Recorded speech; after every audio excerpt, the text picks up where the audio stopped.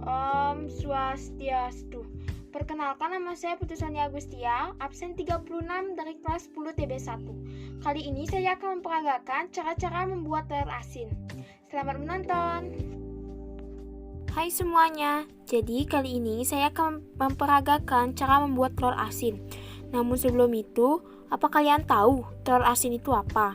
Jadi, telur asin adalah istilah umum untuk masakan berbahan dasar telur yang diawetkan dengan cara diasinkan, yakni diberikan garam berlebih untuk menonaktifkan enzim perombaknya. Berikut adalah komponen-komponen yang diperlukan dalam pembuatan telur asin. Satu, yaitu telur itu sendiri. Telur adalah salah satu sumber protein hewani yang memiliki rasa yang lezat, mudah dicerna, dan bergizi tinggi. Selain itu, telur mudah diperoleh dan harganya pun murah. Komponen yang kedua adalah garam.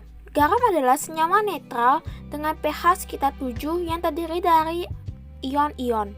Larutan garam ini mempunyai sifat plasmolisis sehingga dapat menerobos pori-pori kulit telur dengan tekanan. Garam berfungsi sebagai pencipta rasa asin dan sekaligus sebagai bahan pengawet karena dapat mengurangi larutan atau kelarutan oksigen atau oksigen yang diperlukan pada bakteri sehingga menghambat kerja enzim proteolitik, yaitu enzim perusak protein, dan menyerap air dari dalam telur. Komponen yang ketiga adalah abu gosok. Abu gosok ini adalah limbah pembakaran atau abu dari tanaman, biasanya berasal dari sekam padi. Abu gosok ini banyak digunakan untuk mencuci alat-alat rumah tangga. Abu gosok ini mengandung kalium. Abu gosok juga merupakan bahan dasar pengganti atau bisa bersama-sama dengan batu bata merah. Fungsinya hampir sama, yaitu menghilangkan bau amis pada telur, menghilangkan bakteri. Komponen yang keempat adalah air. Air adalah senyawa yang penting bagi semua bentuk kehidupan yang diketahui sampai saat ini di bumi ini, tetapi tidak dengan planet lain. Pada telur asin, fungsi air adalah sebagai media perantara yang cukup baik dalam menghantarkan kandungan garam dan ekstrak rasa ke dalam telur melalui pori-pori telur tersebut. Nah, gimana sih cara membuat telur asin ini? Di video kali ini saya akan menjelaskan dua cara membuat telur asin. Jadi dengan cara menggunakan abu gosok dan menggunakan air garam. Hal pertama yang harus kita lakukan adalah membersihkan telur itu sendiri dengan mencucinya dengan sabun dan digosok agar tidak ada kotoran-kotoran menempel di permukaan telur. Yang kedua, kita harus mengecek apakah telur itu busuk atau tidak. Jika busuk, itu tidak bisa digunakan. Jika telur masih baik-baik saja, itu artinya telur masih bisa digunakan. Setelah semua bahan tersiapkan, yang pertama kita harus mencampurkan abu gosok dan garam ke dalam suatu wadah. Aduk hingga merata. Lalu, tambahkan sedikit demi sedikit air. Lalu aduk hingga mencampur dan menjadi sebuah pasta atau paste yang dimana teksturnya itu tidak terlalu kering dan tidak terlalu basah.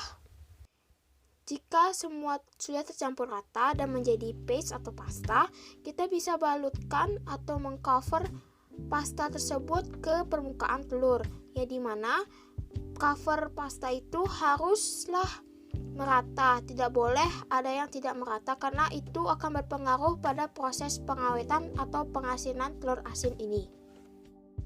Nah, jika semua sudah tercover dengan baik dengan pasta abu gosok itu, kita bisa mendiamkannya di ruangan terbuka yang dimana wadahnya itu harus ada udara-udara yang masuk agar telur itu tidak bau.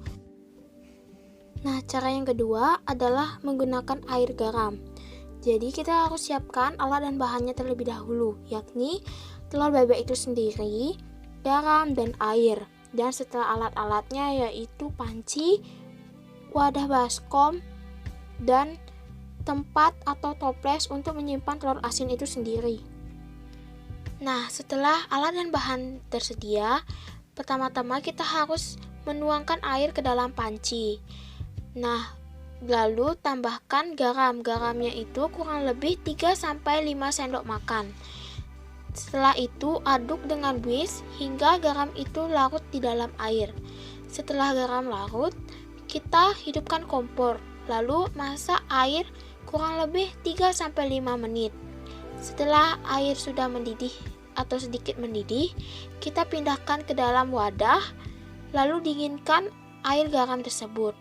Setelah sudah dingin, pertama-tama kita harus menuangkan ke dalam toples atau ke dalam wadah yang ingin dijadikan sebagai tempat penyimpanan telur asin itu. Setelah air dituang ke dalam wadah, kita bisa masukkan telur yang sudah kita cuci tadi, lalu diamkan selama beberapa hari. Nah, kali ini saya akan membuat dua versi, yaitu dengan menutup toples dan membiarkannya di wadah yang terbuka.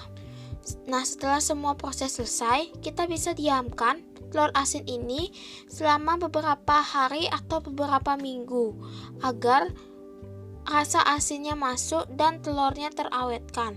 Setelah beberapa hari atau beberapa minggu, kita bisa mengolah dan merebus telur asin tersebut. Nah, untuk yang menggunakan abu gosok, kita bisa membersihkan dan mencuci telur tersebut dengan air hingga sisa-sisa abu gosok itu semua bersih. Selanjutnya kita siapkan air dan rebus telur tersebut kurang lebih 10-13 menit hingga telur asin tersebut matang. Nah, setelah direbus, kita bisa pindahkan telur asinnya sudah matang itu ke wadah yang berisi air dingin agar proses pematangan tidak berjalan lagi dan berhenti. Nah, sama seperti proses menggunakan abu gosok, telur asin yang menggunakan air garam ini kita bilas terlebih dahulu dengan air bersih, lalu siapkan panci dan air. Kemudian letakkan telur tersebut ke dalam panci dan air, kemudian hidupkan kompor dan rebus selama beberapa menit hingga telur itu matang dengan waktu kurang lebih 10-13 menit. Berikut adalah hasil-hasilnya, yang dimana yang pertama, dengan menggunakan abu gosok, telur asin ini cenderung memiliki rasa yang soft, tidak terlalu asin.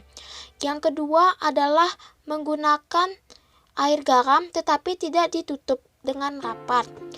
Rasanya itu asin tetapi tidak seasin yang ditutup dengan toples.